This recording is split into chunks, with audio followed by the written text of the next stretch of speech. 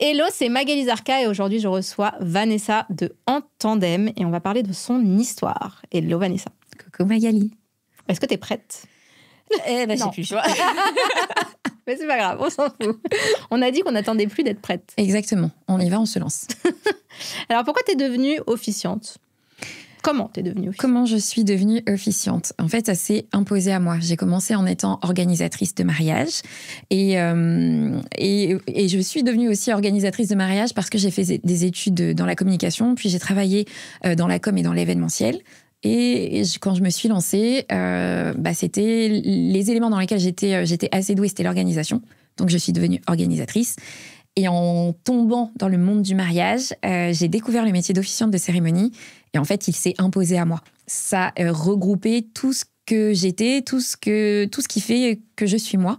C'est-à-dire raconter des histoires d'amour. J'ai fait des études littéraires. Donc, tout ce qui était écriture, lecture, c'est quelque chose qui fait complètement partie de moi. Et puis aussi d'être sur scène, parce que quand on est officiante, on est face à un public. Et j'ai chanté pendant longtemps, j'ai fait du saxophone, du violon, du twirling, de la danse. Et tout ça mélangé. Du twirling, est-ce qu'on peut faire un petit... oui. Tu vas sur le twirling? Du twirling, Oui. Qu'est-ce que c'est le moi, twirling? Je sais, mais... En fait, c'est majorette, mais en fait, une vraie technique avec le bâton. Et c'était du twirling dance, que je fais encore aujourd'hui d'ailleurs. Coucou aux copines, parce que je fais partie d'une asso. Mais effectivement, j'en ai fait pendant plus de 15 ans.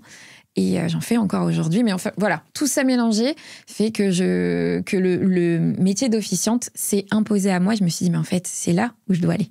Mais est-ce qu'on peut voir ça en story ou en réel du twirling, là? Parce que je veux voir ça. Je vais en mettre. Ah ouais, je veux voir Attention, ça. Magali.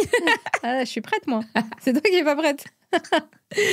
Est-ce que tu te rappelles du coup de ta première cérémonie? Comment ça s'est passé? Comment t'as signé? Comment t'étais? Est-ce que t'étais déjà en feu ou est-ce que t'étais en panique? Ma première cérémonie, oui, je m'en rappelle, et j'étais paniquée. J'étais paniquée parce que c'était la première, et je crois même que mes mariés ne savent pas qu'ils étaient les premiers que j'allais officier. D'ailleurs, coucou, Élise et Fabien. Maintenant, ils le savent, quoi. Mais j'étais en panique parce que, en fait, je m'étais formée, je savais où je voulais aller, toute la préparation s'était extrêmement bien passée. Mais dans les faits, le jour J, on ne maîtrise pas les réactions des invités ni les réactions des mariés. Et les petites blagues que l'on glisse de là dans la cérémonie, on ne sait pas si ça va prendre. Et puis, en plus, le jour de cette première cérémonie, il a plu des trombes. Et la cérémonie a dû être décalée une fois, 2 fois. On a fini sous un petit préau où tout le monde était collé les uns aux autres. Donc, c'est très déstabilisant pour la première. Mais ça s'est fait, ça s'est très bien fait. Et les mariés étaient ravis et les invités ont adoré. Donc, tout s'est très bien passé. Et tu m'as dit en off, parce que j'aurais pas dû te poser cette question en off, mais voilà, tu m'as dit, j'avais mis en place une technique pour qu'on me pose jamais la question de savoir si c'était ma première ou pas. Ouais, effectivement, quand je me suis lancée en tant qu'organisatrice, en tout cas à mon compte, j'avais peur que si je disais que c'était mon premier mariage ou ma première cérémonie, que ça déstabilise les clients et qu'ils n'aient pas forcément envie, que ça donne pas confiance.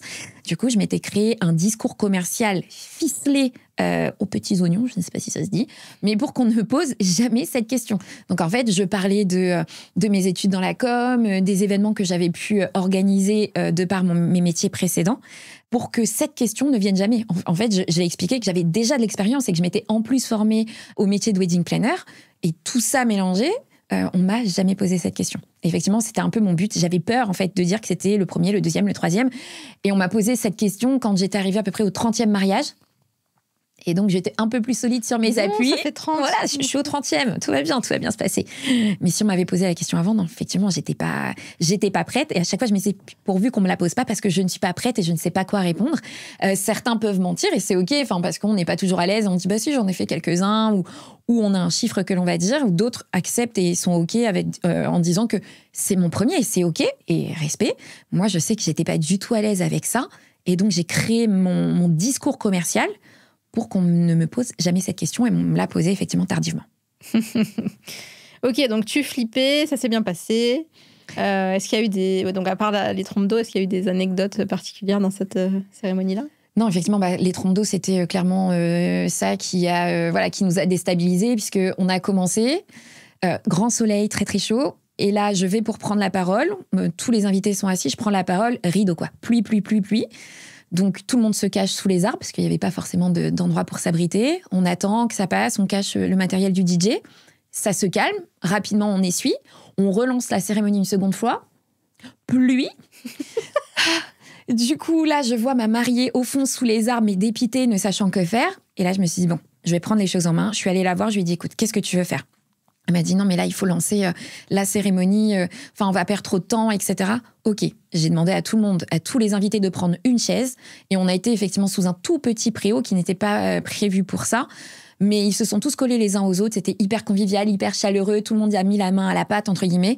On a réinstallé le décor d'entrée de cérémonie, etc. Et on a lancé la cérémonie et tout s'est bien passé. Trop bien. Et aujourd'hui, donc, t'en as fait combien des cérémonies ? Je dois être à une 50aine de cérémonies célébrées, avec une 15aine à venir cette année encore. Waouh. Ouais. Et qu'est-ce que tu retiens de toutes les cérémonies que t'as fait jusqu'aujourd'hui ? Qu'est-ce que t'as appris sur toi déjà ? Ce que je retiens des cérémonies que j'ai pu officier, c'est cette connexion que j'ai avec les mariés en amont, parce que moi, mon but, c'est de créer une véritable relation de confiance avec eux. Et en fait, ce que je retiens, c'est ça. C'est qu'importe les invités, entre guillemets, c'est vraiment cette relation de confiance et le fait qu'avec moi, ils savent pas, en fait, ce qui va se passer. On a les grandes lignes, c'est eux qui déterminent tout ce qui va se passer. Mais dans l'écriture, ils maîtrisent rien. Il y a que moi qui le maîtrise. Et je sais qu'ils me font profondément confiance pour lâcher prise. Et quand ils arrivent sur la cérémonie, on se regarde et on se dit, on y va ensemble et on y va jusqu'au bout. C'est ça que je retiens de chacun de mes mariés. Si tu devais écrire ta propre cérémonie, tu commencerais par quoi ? Il était une... Si je devais écrire ma propre cérémonie, je commencerais par... je n'ai aucune idée. Comment tu commences tes cérémonies pour tes mariés ? Tu racontes quoi ? Est-ce que c'est toujours pareil ? Tu commences toujours par l'enfance ? Ou comment tu fais ? Alors, pour chacune de mes cérémonies, effectivement, je commence par une introduction. Et dans cette intro, déjà, j'indique que je suis Vanessa et l'officiante, parce que très souvent, sinon, on me prend pour une amie, un proche, et j'ai envie que dès le début, ils se rendent compte que c'est une professionnelle qui se tient en face d'eux, donc c'est aussi autre chose. Et dans cette introduction, en fait, je fais un petit teasing de ce qui va se passer. J'essaye de mettre quelques éléments de la personnalité des mariés, un tout petit peu de leur rencontre, pour donner envie de connaître la suite. J'écris toujours mes cérémonies de cette façon-là. Il y a cette intro qui, c'est un peu un teaser de ce qui va se passer. Et à la fin, j'aime bien leur dire, allez les gars, vous êtes prêts ? On y va. Et j'emmène tout le monde avec moi pendant à peu près 1 heure de cérémonie où je vais raconter une histoire comme si c'était un livre. Et c'est ce que je dis toujours. Potentiellement, tout le monde connaît la fin ou connaît les différentes étapes, mais avec moi, avec la façon dont je vais le raconter, j'ai envie qu'il soit suspendu à mes lèvres et qu'ils découvrent au fur et à mesure les mariés, des choses qu'ils ont vécues et que les invités en fait ne connaissent pas, parce qu'il y a des proches qui nous connaissent depuis très longtemps, mais qui n'ont pas forcément la suite et là les dernières années. Et il y a ceux qui nous connaissent depuis quelques années, mais qui n'ont pas suivi tout ce qui s'était passé avant. Et moi, mon travail, c'est de les emmener et qu'ils soient en haleine durant toute cette cérémonie. Trop bien. Et au niveau de l'écriture, tu t'es formée à ça ? Alors, je me suis pas formée à l'écriture en tant que telle.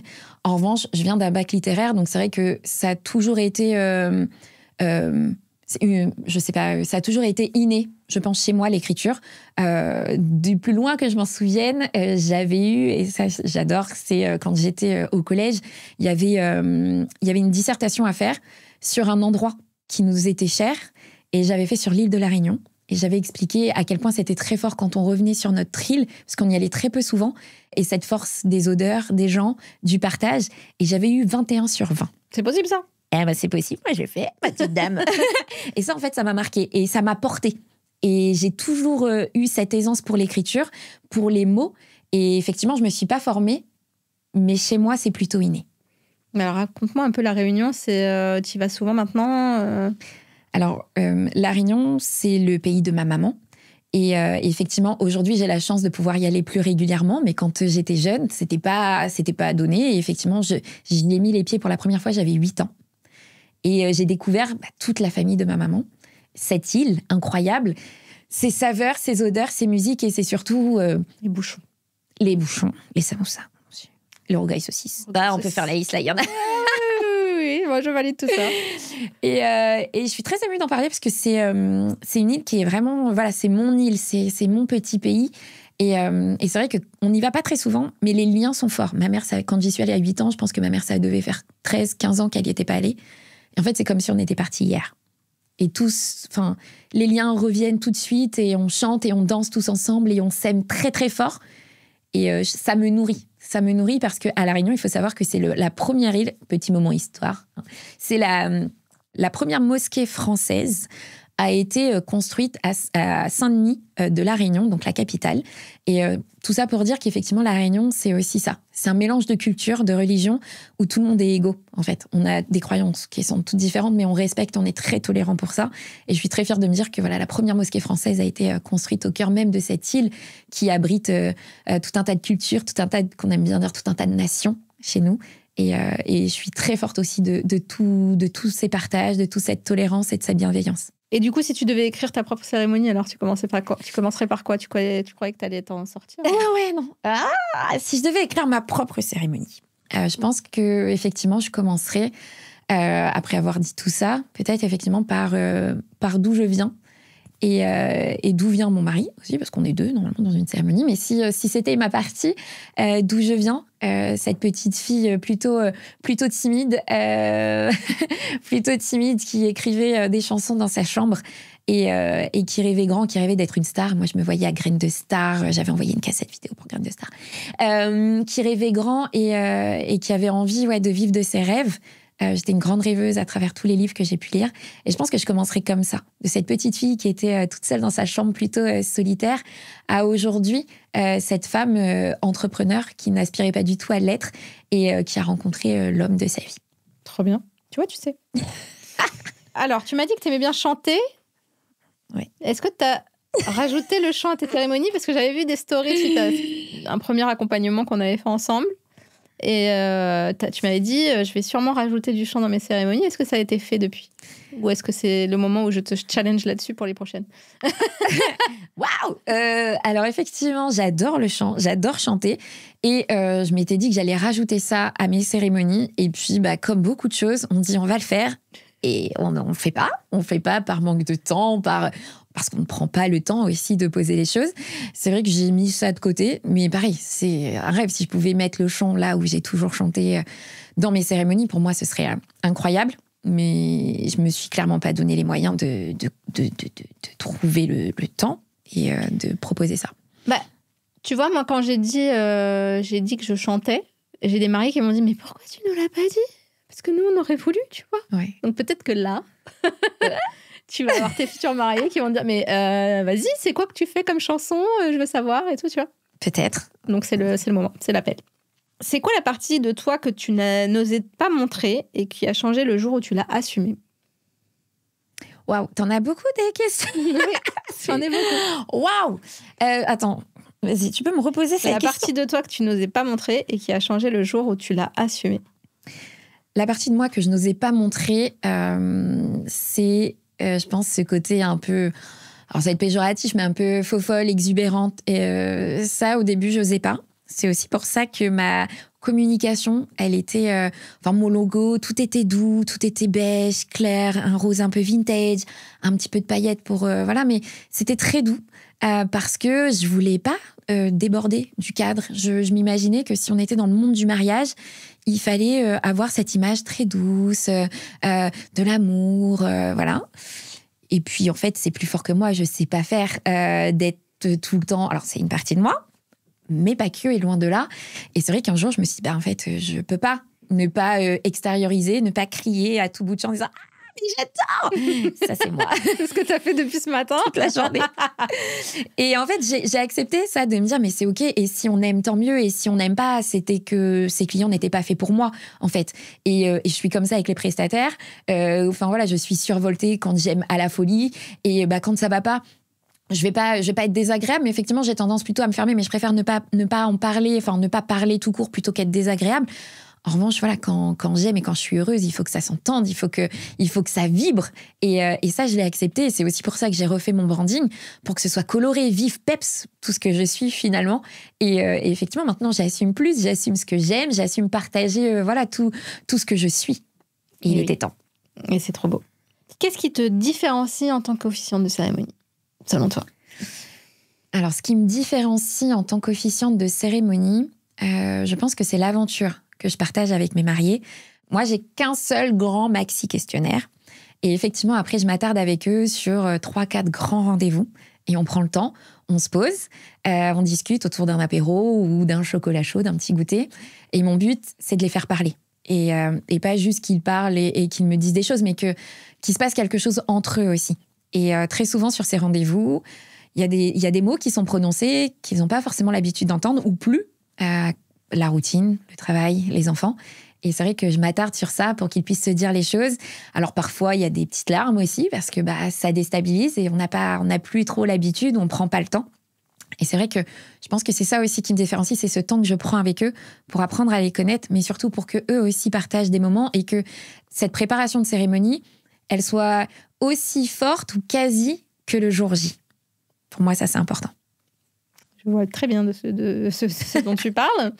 Quelles sont les valeurs essentielles qui guident ta façon d'officier et comment tu les fais vivre dans chacune de tes cérémonies? Les valeurs essentielles qui me guident, ça va être d'abord le respect, la confiance et la sincérité. Le respect parce qu'il faut que mes mariés se respectent entre eux. Je ne me vois pas accompagner des mariés où je sentirais qu'il y aurait un décalage et qu'ils ne me respectent pas non plus mon travail. Donc, en fait, c'est vraiment ce respect-là. Et dans mes cérémonies, je respecte aussi leur volonté. C'est-à-dire que s'il y a des éléments de leur vie qu'ils ne souhaitent pas voir apparaître, bien évidemment, qu'ils peuvent avoir complètement confiance en moi et je respecterai leur choix. Le deuxième mot que je t'ai dit, c'était la confiance. Cette confiance, elle est dès le premier jour. C'est-à-dire qu'effectivement, encore une fois, tout ce qu'ils vont me partager, ça reste entre nous. Il y a des éléments de leur vie que j'ai besoin de savoir, que j'ai besoin de comprendre, justement pour les raconter le plus justement du monde. Et si ça, ils me le disent pas, je pourrais faire des impairs le jour J. Typiquement, si quelqu'un a une enfance compliquée, si le jour J, je dis « Ah, son enfance était incroyable et pleine d'amour », et bien là, il y a un gros blanc, et là, ça fait un flop, et là, tout le monde se sent mal à l'aise. Donc, effectivement, cette confiance, elle commence dès le début lorsqu'ils partagent avec moi leur vie, leur histoire. Et je leur dis de me faire confiance parce que je vais entendre sans jugement, jamais. Et le jour J, je saurai les raconter, encore une fois, de la manière la plus juste. Et cette confiance, c'est que lorsqu'ils vont remonter cette allée de cérémonie et qu'ils vont s'installer, ils pourront me regarder droit dans les yeux et me dire « Ok, Vanessa, c'est maintenant, c'est à toi. On te laisse les clés de notre histoire et on y va. » Et c'est ça, en fait, que je répète continuellement, c'est de se dire « Ok, vous avez tout préparé, vous avez tout vu, la déco, les bougies, etc., etc. Mais là, faites-moi confiance. Je vous emmène. » Exactement. Trop bien. Et le dernier mot, c'est la sincérité. Parce que j'estime qu'il faut qu'il y ait un vrai feeling qui se passe. Il faut qu'il y ait quelque chose qui se passe entre nous trois pour que le jour J, je sois la plus sincère possible et que ça se ressente. Ma force aussi, dans une cérémonie, c'est ma voix. J'ai une voix, j'ai une voix de conteuse. Lorsque je raconte une histoire, je pourrais limite lire le dictionnaire. Je sais où mettre le ton et comment poser ma voix pour le faire. Et ça, je peux le faire que si c'est fait avec sincérité, avec envie. Et c'est toute cette magie qui se passe entre les mariés et moi qui fait que le jour J, je peux être complètement sincère lorsque je les regarde dans les yeux et que je leur dis que leur histoire, elle est incroyable et que leur amour est très fort et que je suis très fière et très honorée d'être à leur côté. Ça, je peux le faire que si je suis hyper sincère avec eux et que je le fais avec le cœur. Et qu'est-ce que tu aimerais qu'on te dise de toi dans 10 ans? C'est que j'ai créé un espace où les futurs mariés se sentent bien et suffisamment en sécurité et qu'en tandem, ça déchire. Et que je suis une femme en laquelle on peut avoir confiance. Je suis quelqu'un qui peut rendre ce moment magique et inoubliable, unique. Enfin, tous les mots qui feraient qu'on a envie de me choisir. Et j'ai envie que dans 10 ans, on retienne tous ces mots et que j'officie encore des dizaines et des dizaines de cérémonies ici et partout ailleurs.